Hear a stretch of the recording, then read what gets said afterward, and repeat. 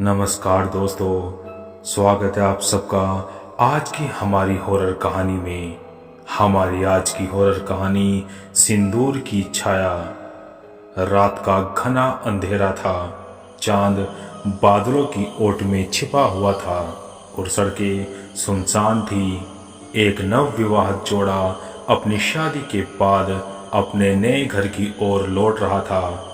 Car की headlights अंधेरे को चीरती हुई आगे बढ़ रही थी, लेकिन वे नहीं जानते थे कि जिस रास्ते से वे गुजर रहे हैं वहां एक अतीत उनका इंतजार कर रहा था। एक ऐसा अतीत जो उनके जीवन को नर्क बना देगा। रात के 11:30 बज चुके थे। शादी की सारी रस्में पूरी हो चुकी थी। नील और आस्था, जो अभी अभी विवाह के बंधन में बंधे थे, अब अपने नए जीवन की शुरुआत करने के लिए तैयार थे। नील ने अपनी गाड़ी स्टार्ट की और आस्था को प्यार से देखते हुए मुस्कुराया। थक गई हो? नील ने स्टीयरिंग संभालते हुए पूछा। आस्था ने हल्की मुस्कान दी और कहा, बस थोड़ी सी थक गई हूँ, लेकिन अब बस घर पहुंचकर आराम करना है। बाहर ठंडी हवा चल रही थी और हल्की हल्की बारिश की बूंदें कार के शीशे पर गिर रही थी।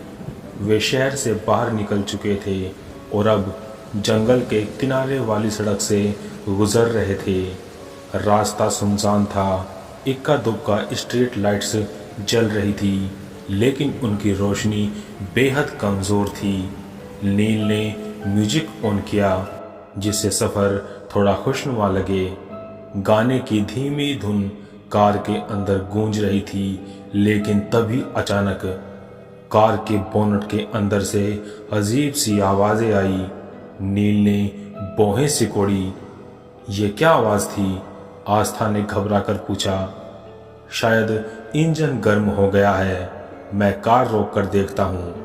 नील ने कार को सड़क के किनारे रोका और बोनेट खोलकर देखने लगा। इंजन से भाप उठ रही थी, लेकिन कोई बड़ी समस्या नहीं दिख रही थी। उसने थोड़ा पानी इंजन पर डाला और वापस सीट पर आकर बैठा। सब ठीक है? आस्था ने चिंतित होकर पूछा। हाँ, कुछ खास नहीं। नील ने फिर से कार स्टार्ट की, लेकिन तभी आस्था की नज़र कार के पिछले शीशे पर पड़ी। एक काली परछाई खिड़की के पीछे खड़ी थी, लेकिन जैसे ही उसने ध्यान से देखा वहां कुछ भी नहीं था। आस्था ने घबराकर नील का हाथ पकड़ लिया। नील, वहां पर कोई है। नील ने शीशे में देखा, लेकिन सड़क पर सिवाय अंधेरे के और हल्की धुंध के अलावा कुछ नहीं था।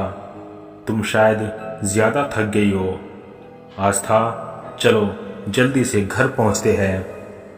आस्था कुछ कहने ही वाली थी कि अचानक कार के ऊपर कुछ भारी चीज आ गिरी।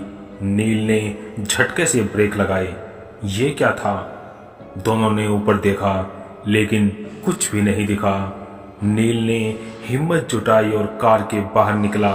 जैसे ही वह बोनट के पास पहुंचा, उसने देखा गंदी लाल साड़ी पहने और उलझे बालों वाली औरत सड़क के बीचों बीच खड़ी थी। उसकी आंखें सफेद थी और उसके होंठ काले। नील, जल्दी कार में आओ, आस्था ने घबराकर चिल्लाया। नील की धड़कनें तेज हो गई।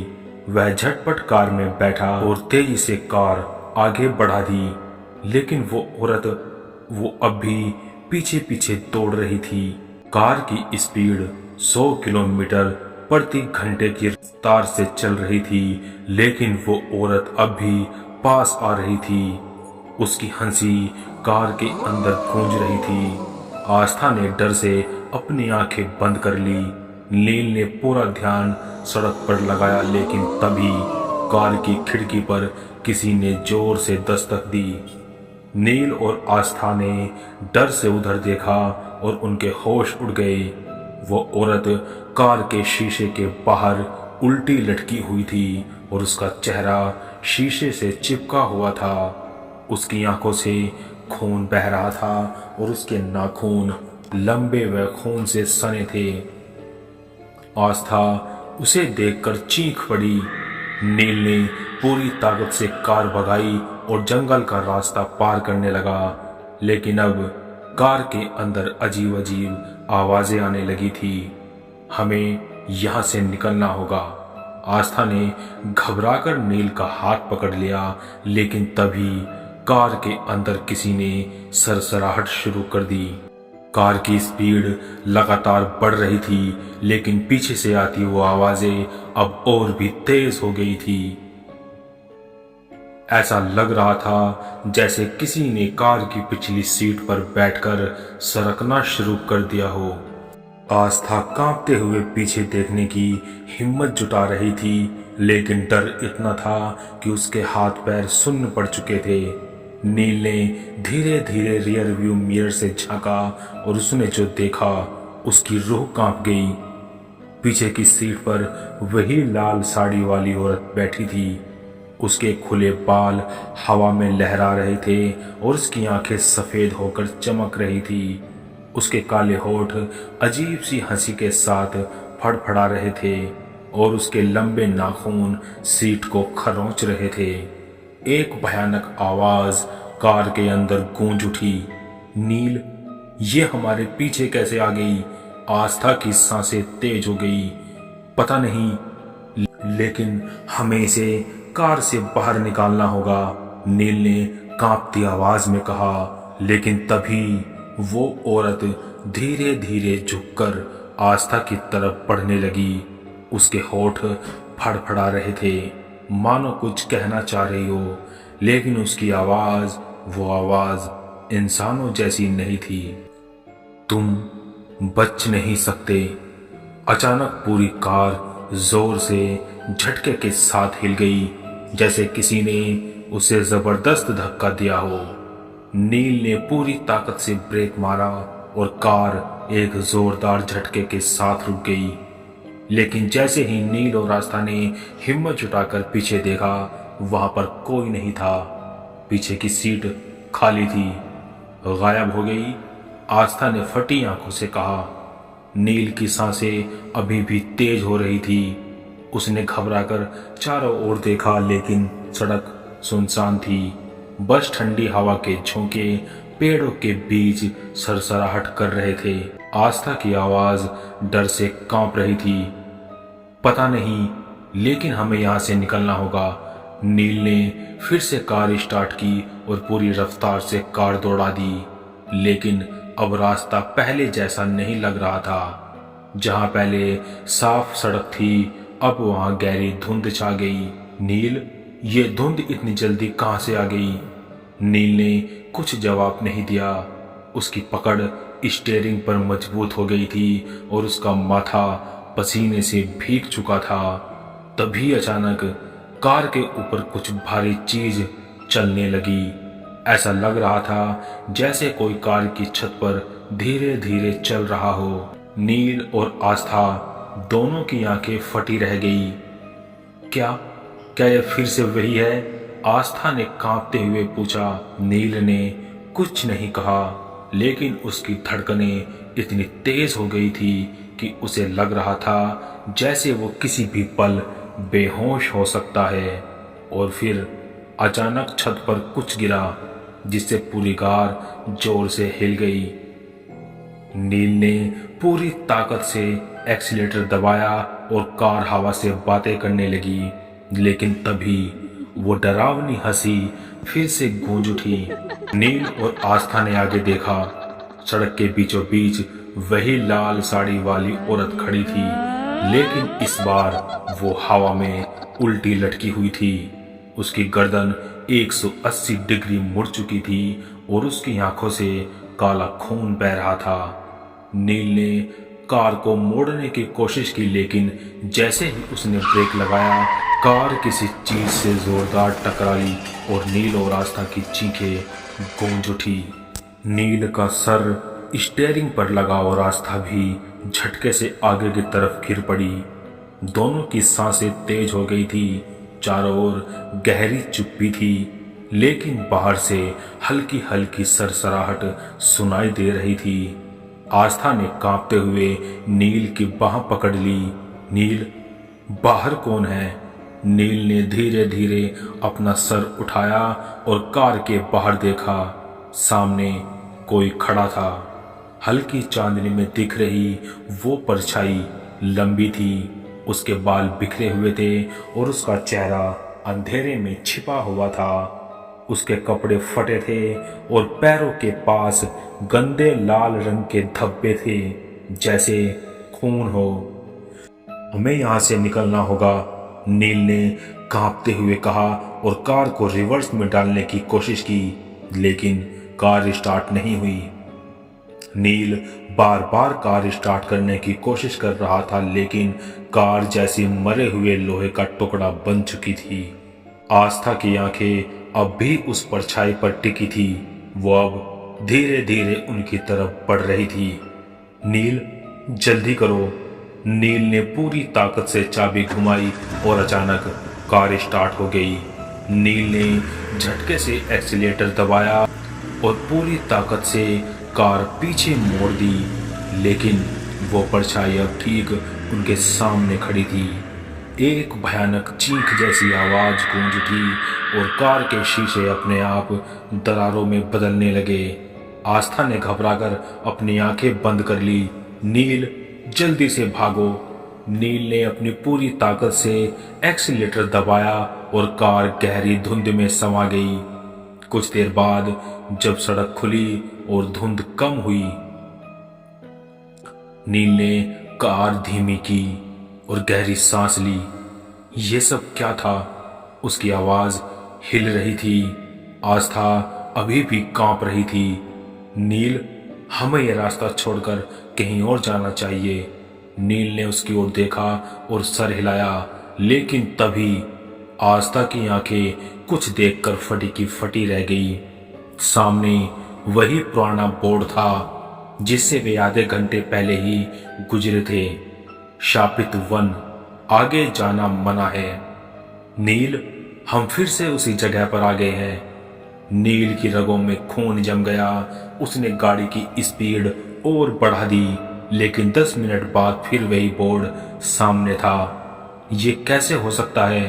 अब दोनों को एहसास हो चुका था कि वे किसी भयानक चक्रव्यूह में फंस चुके हैं। फिर वही डरावनी हंसी हवा में गूंज उठी। तुम बच नहीं सकते। तुम लौट आए हो जहां तुम्हें मरना था।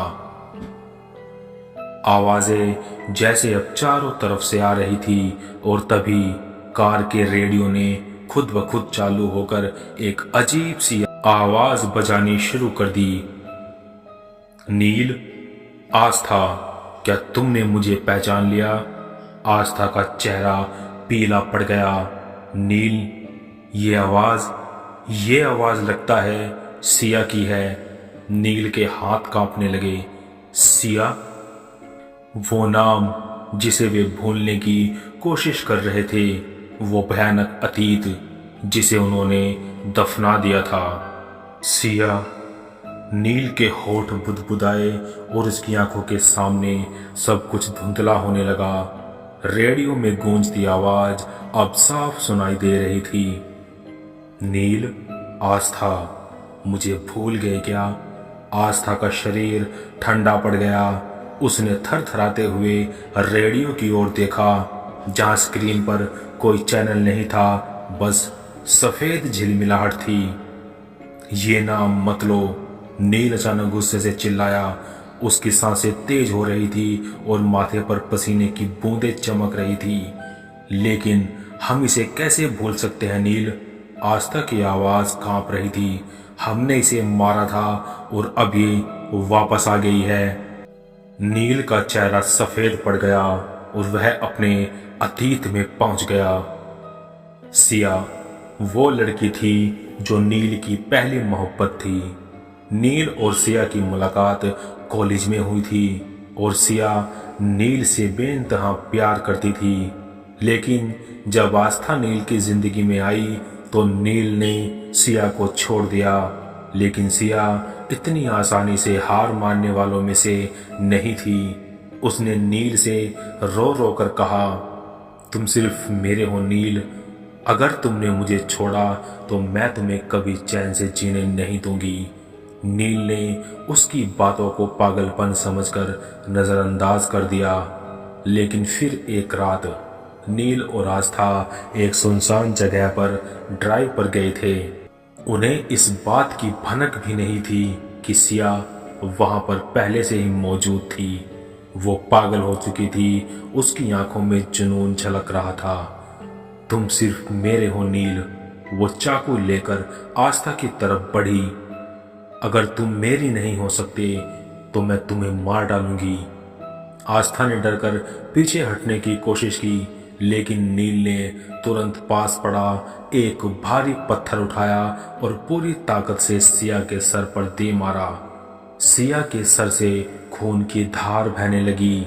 वो लड़खड़ाई और फिर जमीन पर गिर गई।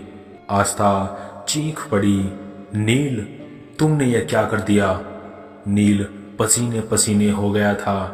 हमें इसे यहाँ से हटाना होगा। डर और घबराहट में दोनों ने मिलकर सिया की लाश को उसी जंगल में एक गड्ढे में दफना दिया। नील ने आस्था का हाथ पकड़कर कहा था, किसी को कुछ मत बताना, ये राज हमेशा राज ही रहेगा। लेकिन सिया मर चुकी थी।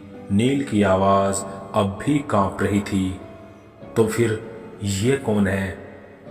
आस्था की आंखों में आंसू आ गए। ये उसी की आत्मा है। रेडियो की आवाज तेज हो गई। तुमने सोचा कि मुझे दफन कर दोगे तो मैं वापस नहीं आऊंगी। तुम भूल गए नील, मैं मरकर भी जिंदा हूं। तभी कार के अंदर का तापमान अचानक गिरने लगा। नील और आस्था को महसूस हुआ जैसे किसी ने उनके शरीर को जकड़ लिया हो। अब तुम्हारी बारी है नील, अब तुम्हारी भी मौत आएगी। और अगले ही पल कार हवा में उठ गई और जोर से नीचे गिर गई। कार जोरदार झटके के साथ जमीन से टकराई, जिससे नील और आस्था के सर बुरी तरह से डैशबोर्ड से टकरा गए। आस्था की आंखों के सामने अंधेरा छा गया और नील का पूरा शरीर दर्द से सुन्न पड़ गया। चारों तरफ एक भयानक सन्नाटा था, लेकिन इस सन्नाटे के बीच कोई चीज कार के शीशे पर अपने नाखूनों से खरोंच रही थी। आस्था ने धड़कते दिल से शीशे की ओर देखा और उसकी रूह कांप उठी। सिया की आत्मा कार के बाहर खड़ी थी। उसका चेहरा पहले से भी ज्यादा भयानक लग रहा था और उसकी आंखों से काले आंसू बह रहे थे और उसके होठों पर एक डरावनी हंसी थी। अब कहां जाओगे नील? उसकी आवाज हवा में गूंज रही थी। नील ने कांपते हाथों से कार स्टार्ट करने की कोशिश की, लेकिन कार मृत शरीर की तरह ठंडी पड़ी थी। तुम्हारी मौत का वक्त आ चुका है। शिया की आत्मा हवा में उड़कर कार के ऊपर चढ़ गई और अपने लंबे नाखूनों से कार की छत खरोंचने लगी। नील ने अब अपना सब्र खो दिया। तू जो भी है, तुझे जो करना है कर ले, लेकिन हमें छोड़ दे, उसने चिल्लाते हुए कहा। आस्था ने उसे झंझोड़ते हुए कहा, तुम क्या कर रहे हो नील? ये आत्मा हमें जिंदा नहीं छोड़ेगी। लेकिन तभी सिया की आत्मा ने एक भयानक हंसी हंसी और पूरी ताकत से कार का दरवाजा खींच लिया। कार का दरवाजा टूटकर दूर जा गिरा। सिया ने अपने लंबे नुकीले हाथ नील की गर्दन की ओर बढ़ा दिए और धीरे धीरे उसका गला दबाने लगी। नील की आंखें बाहर निकलने लगी और उसकी सांसें थम रही थी। अब तुझे भी वैसे ही मरना होगा जैसे तूने मुझे मारा था। आस्था रोती हुई नील को बचाने की कोशिश कर रही थी, लेकिन जैसे ही उसने सिया की आत्मा को छूने की कोशिश की, उसका हाथ जैसे आग से जल गया। छोड़ दो उसे, हमें माफ कर दो। आस्था चीख पड़ी, लेकिन सिया की आत्मा ने उसकी ओर देखा और कहा, माफी? क्या तुमने मुझे माफ किया था? जब तुम दोनों ने मुझे जिंदा दफना दिया था। अब आस्था को एहसास हो चुका था कि वे बच नहीं सकते, लेकिन तभी एक गूंजदार मंत्र की आवाज सुनाई दी और सिया की आत्मा अचानक तड़पने लगी। नील की गर्दन से उसकी पकड़ ढीली पड़ गई। सिया की आत्मा चीख रही थी। आस्था ने तुरंत देखा, सड़क के किनारे एक तांत्रिक खड़ा था। उसके हाथ में त्रिशूल था और वो मंत्र पढ़ता हुआ आग का गोला सिया की आत्मा की ओर फेंकने लगा। सिया की आत्मा अब गुस्से और दर्द से तड़प रही थी। मैं इतनी आसानी से नहीं जाऊंगी। उसने अपने हाथों को हवा में घुमाया और अचानक ही एक भयंकर आंधी चल पड़ी। लेकिन तांत्रिक ने त्रिशूल को जमीन पर पटका और जोर से चिल्लाया। जैसे ही उसने मंत्र पूरा किया, सिया की आत्मा तेजी से जलने लगी। वो दर्द से चिल्ला रही थी। उसका शरीर धुएं में बदल रहा था और उसकी आंखों में बस खून का बदला लेने की तड़प थी। आखिरकार कुछ ही सेकंड में वो काला धुआं बनकर गायब हो गई। नील और आस्था अभी भी कांप रहे थे। तांत्रिक उनकी ओर आया और कहा, तुम दोनों ने एक बहुत बड़ा पाप किया था और उसी का फल आज मिला, लेकिन अब वो आत्मा मुक्त हो चुकी है। नील की आंखों में आंसू थे। उसने कांपते हुए कहा, क्या वो हमें अब कभी नुकसान पहुंचाएगी? तांत्रिक ने गहरी आवाज में कहा, तुम बच गए, लेकिन याद रखना, जब कोई आत्मा इस दुनिया में दर्द में होती है तो वो कभी पूरी तरह खत्म नहीं होती, वो वापस भी आ सकती है। नील और आस्था के शरीर में जैसे सिहरन उड़ गई। तांत्रिक ने बस इतना कहा और वहां से चला गया। नील ने कांपते हुए आस्था का हाथ पकड़ा और कहा, हमें यहाँ से निकलना होगा। दोनों ने तुरंत कार स्टार्ट की और वहां से निकल गए। लेकिन जैसे ही वे गाड़ी में बैठे, कार के रेडियो ने अचानक खुद ब खुद चालू होकर एक आखिरी बार वो आवाज बजाई, मैं इतनी जल्दी नहीं जाने वाली नील, मैं लौटूंगी। रेडियो से एक डरावनी हंसी गूंजी और उसके बाद गहरी चुप्पी। नील और आस्था कार चलाकर शहर की ओर बढ़ गए, लेकिन उनके दिल में अब भी एक भयानक डर था। क्या वाकई सिया की आत्मा हमेशा के लिए चली गई थी, या वो किसी और रूप में वापस आएगी?